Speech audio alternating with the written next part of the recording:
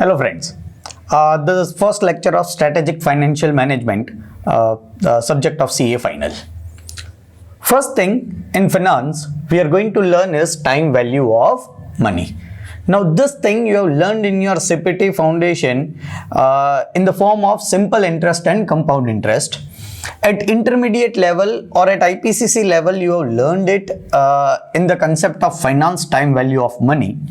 So at CA final, I am taking an assumption that you are very comfortable in calculating present value, future value, but we are just having a small revision of time value of money. Let us start with what is time value of money and why it is important in finance. So let us take a situation.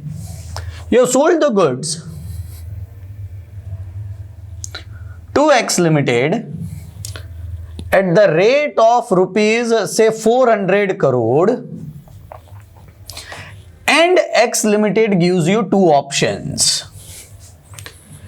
It will pay you today how much rupees? Rupees 400 crore, or it will pay you after 1 month.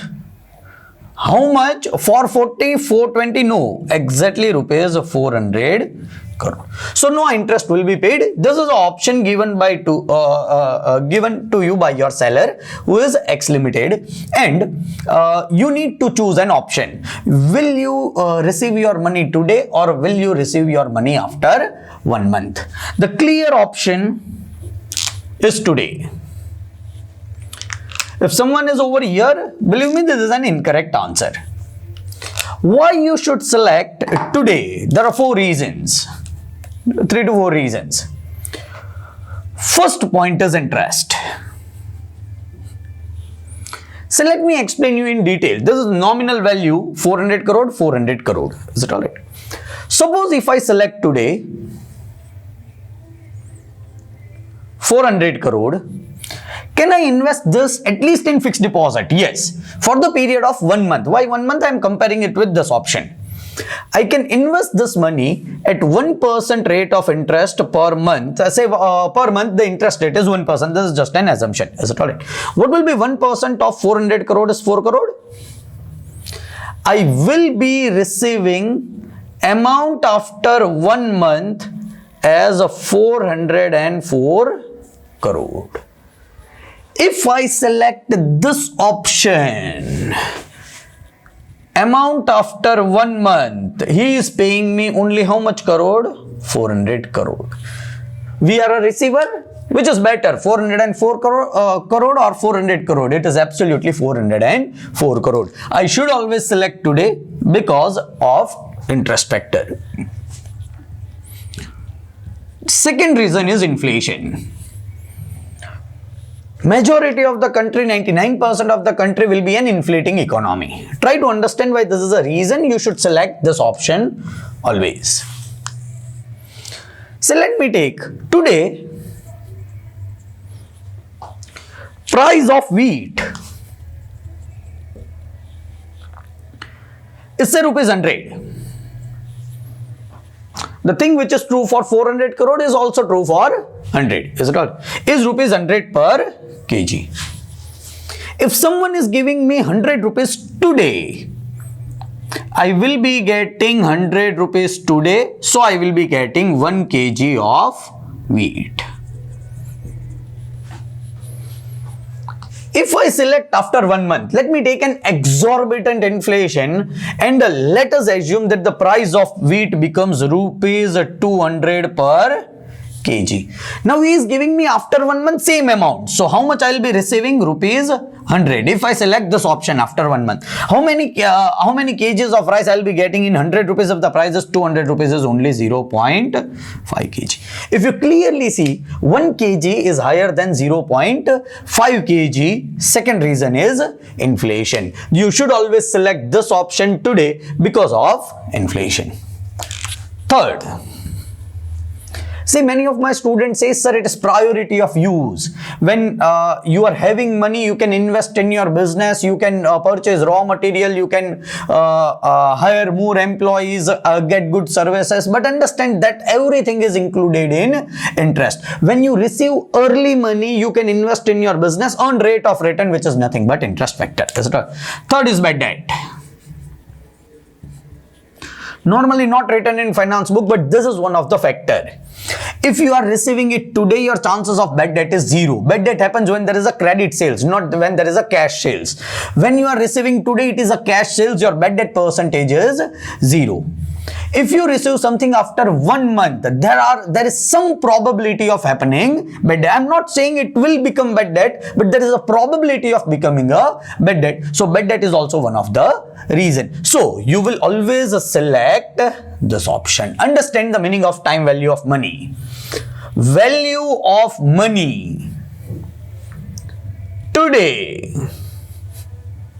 Value of money today is greater than value of money. The thing which is true after 1 month is also true for tomorrow. Value of money today is more than value of money tomorrow. So 1 rupee today, in finance we write down at the end of 0 year as today. 1 rupee today is having higher value than 1 rupee even tomorrow. You will say, sir, it cannot be higher, it is equal. 1 rupee is equal to 1 rupee. This is what we learn in mathematics. Understand, we are in finance. Nominal value is same. Nominal value, this is 1 rupee, this is 1 rupee. Real value of 1 rupee today is more than real value of 1 rupee tomorrow. So understand an interesting example. You are having a 100 rupee note in your pocket today. You keep it in your pocket and the day ends and it becomes tomorrow. The real value of the same 100 rupees will decrease. So value of money today is more than value of money tomorrow, and this is a concept of time value of money. Thank you, friends. Hello, friends. Continuing with time value of money, we are going to go to questions of future value. Now, those are the simple questions. Say, I am investing 100 rupees today. As I told you, 0 year is end of the 0 year and it is nothing but today. Is it alright? So, I am investing 100 rupees today at the rate of 10% interest for the period of 1 year. How much amount it will become after 1 year? It is 100 plus 10%. It is very easy. So, it is 110. Try to understand the concept. 100 rupees at the end of 0 year is equal to 110 rupees at the end of first year. Now, 100 rupees mathematically is never equal to 110. Still we have used with sign equal to sign. Try to understand 100 is never equal to 110, but in which terms? Nominal terms. Try to understand this. Real value of this 100 rupees is same as real value of this 110 rupees. Whatever this 100 rupees can purchase today, that can be purchased by 110 rupees after 1 year. So, real value is same. Real value is same. Sir, how I will find out this is very easy. You just need to use the concept of compound interest. In case you have missed out your foundation and intermediate formula, how to find out amount after n years. Amount after n years is nothing but principal into 1 plus I raised to n. Let me elaborate somewhat regarding this formula. Is it alright? Say I have invested 100 rupees today. What will be amount after 1 year if the rate of interest is 10%? We know the answer, it is 110. But how it can be found out is 1 plus I. How to find out I is, say R is 10%.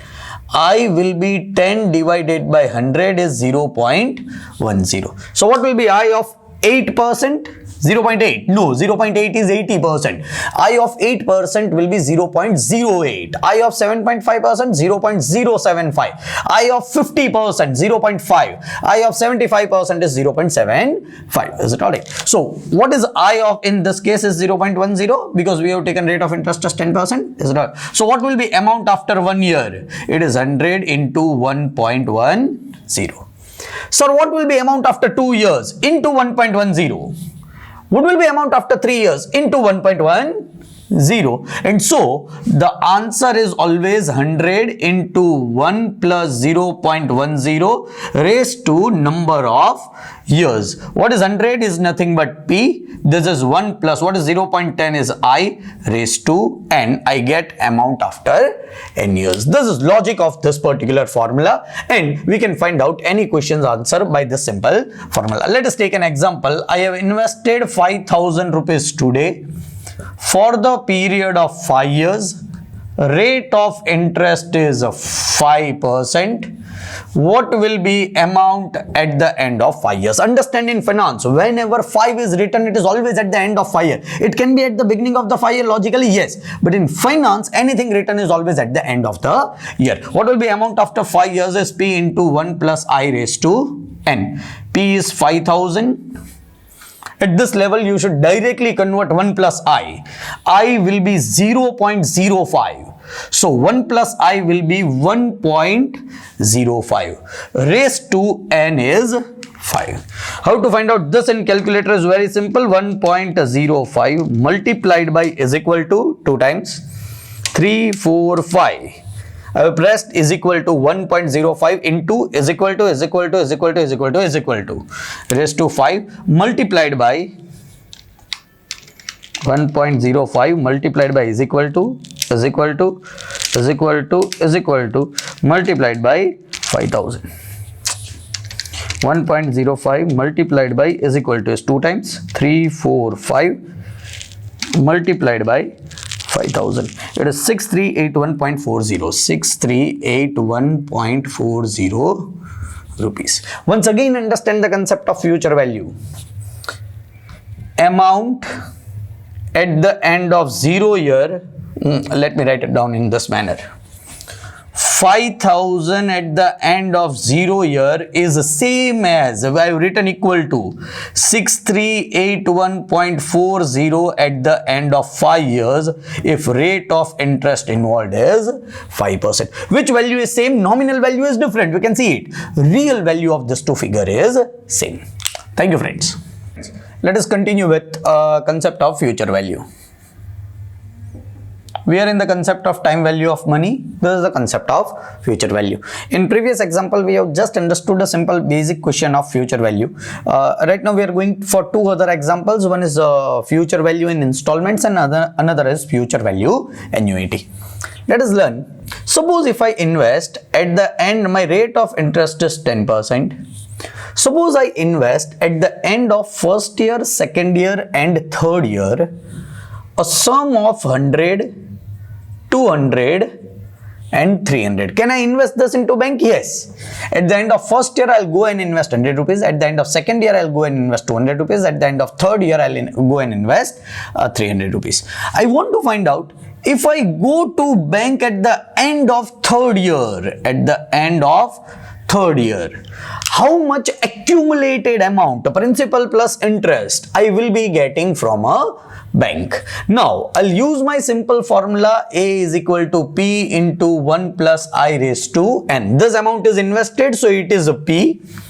1 plus I. I told you, you need to learn to convert your R into 1 plus I. R is 10%, so I is 0.1. And so 1 plus I is 1.10. Now, this also it is P into 1 plus I. Tell me how many years interest I'll get in this figure. I have invested at the end of first year. So first year interest I don't get. I am withdrawing at the end of third year. Let me draw it in number line. It is easy, but still. This is today, end of first year. end of second year and end of third year. When you are investing at the end of 0 year, at the end of first year, how many years interest you will be getting? 1 year, 2 years. I'll be getting 2 years interest. Similarly, here I'll be getting only 1 year interest. Which year interest? At the end of second year, so third year interest.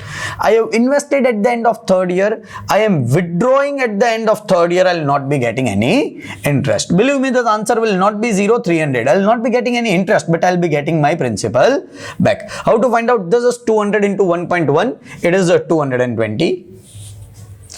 This is 100 into 1.1 square.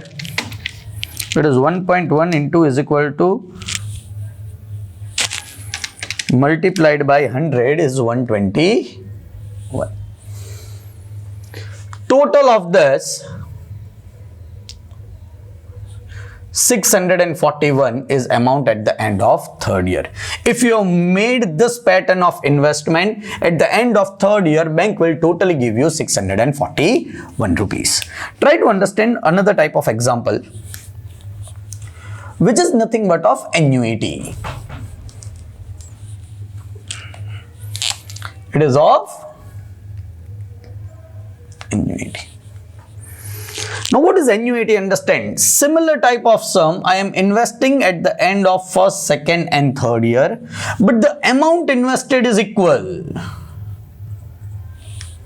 Amount invested is equal.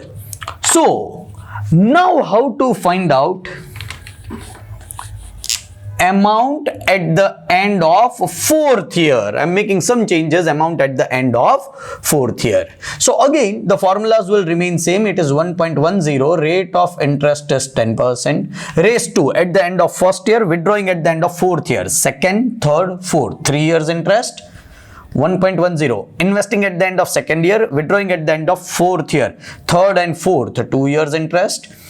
Investing at the end of third year, so fourth year interest, only 1 year interest.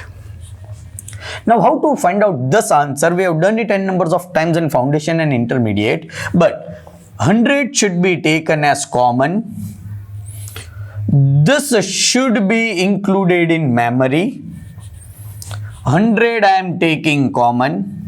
1.1 raised to 1 plus 1.1 raised to 2 plus 1.10 raised to 3. This you need to add it in calculator. There are n numbers of ways, memory, grand total, you can use anything. Is it alright?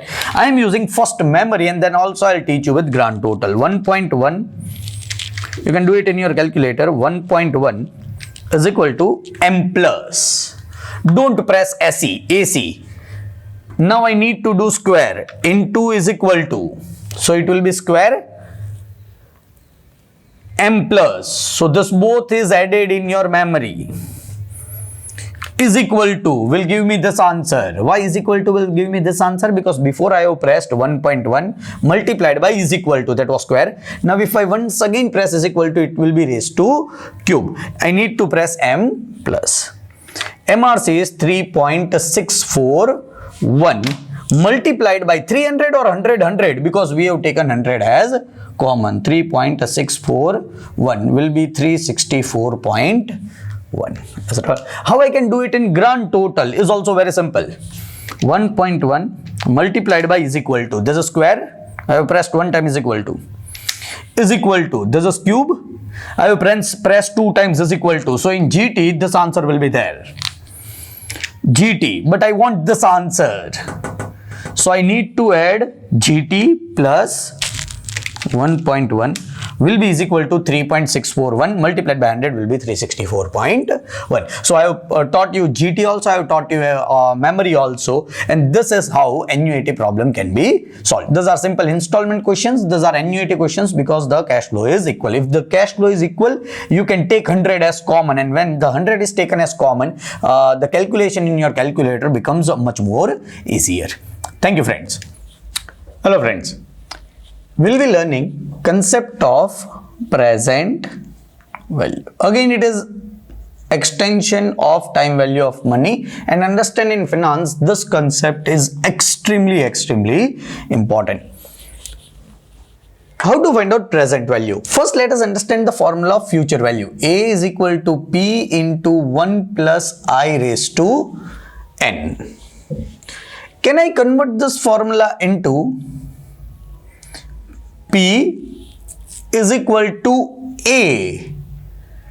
1 plus I raised to N was multiple over here, so it will become divisible over here. 1 plus I raised to N. So for finding out present value, I will be using this formula, that is A into 1 divided by 1 plus I raised to N. Now, try to understand what is the concept of present value. Suppose A after 1 year is rupees 1100. Rate of interest is 10%, and if someone says me what will be the real value today, or in other case, if I need to take from someone 1100 rupees after 1 year and if he is ready to pay me today, what amount I should take it if the rate of interest under consideration is 10%, then amount as on today will be is equal to 1000 rupees. Again, the concept is same. Real value of this 1000 and real value of 1100, nominal value is different, real value is equal. How to find out this is very easy. It is a present value is equal to A into 1 divided by 1 plus I raised to N. What was amount after first year? 1100 multiplied by 1.10. We have understood how to find out 1 plus I raised to N, in this case is 1. I will be getting rupees 1000. This is a simple question of finding out present value. Try to understand if it is an installment, then also task is not very difficult. Suppose at the end of first year, second year and third year, cash flow is 100, 200 and 300, and if someone says me find out amount after third year, no, this is a concept of future value. If someone says me find out value as at the end of 0 year, amount at the end of 0 year, present value, beginning of first year, everything is same. This is a value as on today. Is it alright? Try to understand this is also concept known as a discounting. Why discounting? In this figure, how many years interest would have been included? 1 year's interest, because this amount is at the end of first year. Remove that 1 year's interest. How to remove that 1 year's interest is a discounting by 1 year. Finding out present value by 1 year. Discounting by 1 year. Believe me, first year's interest from this 100 rupees will be removed. I'll tell you what is the answer. It is 100 divided by 1.1 is nothing but 90.90. So you understand this figure is lower. What is removed from this figure is interest. From first year's figure, interest is removed, so this will be amount at the end of 0 year. In this case, 2 years interest at the rate of 10% will be included. How I would be finding out answer? 200 divided by 1.1 is equal to is 165.28. This will be also amount at the end of 0 year. Why?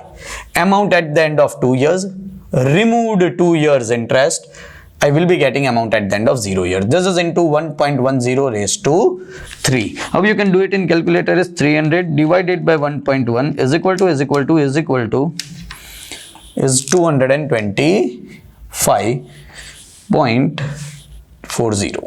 This is amount at the end of 0 year. Is it alright? It is 300 divided by 1.1 is equal to yes, it is correct. 225.40 plus 165.28 plus 90.90 gives me answer of 481.50 into 481.58. This is amount at the end of 0 year. Understand practically what we are doing. This carries an interest of 1 year, this carries interest of 2 years, this carries interest of 3 years. I am removing interest of 1 year, 1 divided by 1.10, the amount will decrease.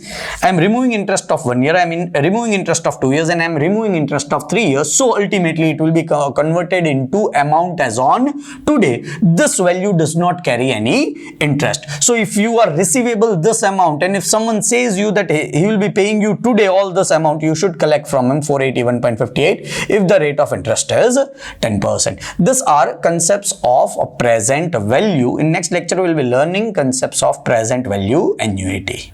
Hello friends, we are continuing with the concept of present value.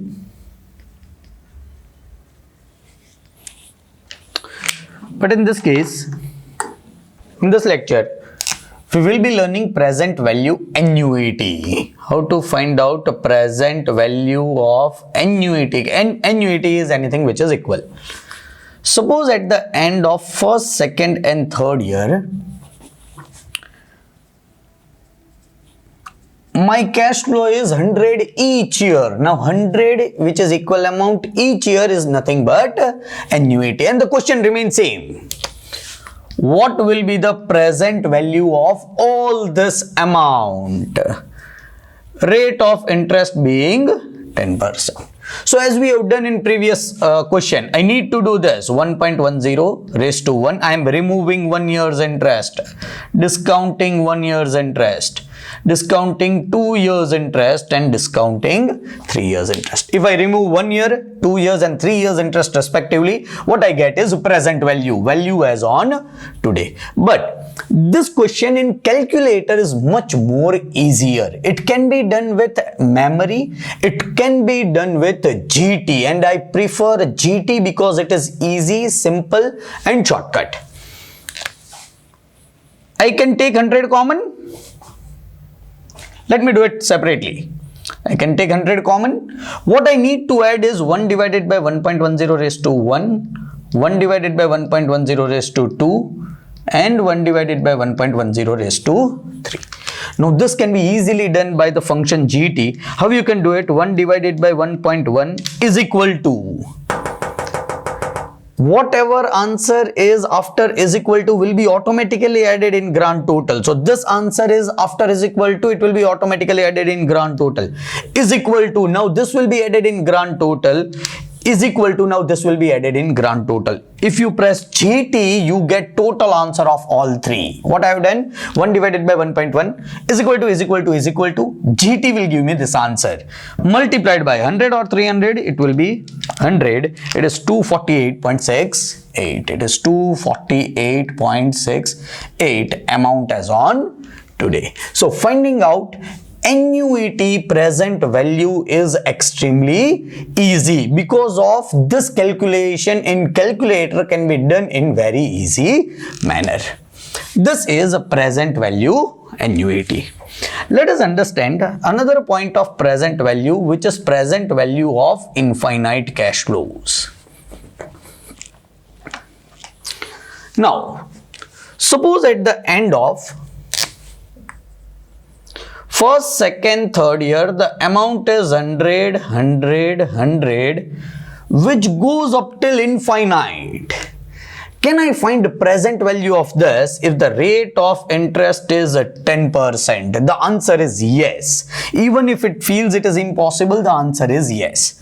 This is 1 divided by 1.10 raised to 1.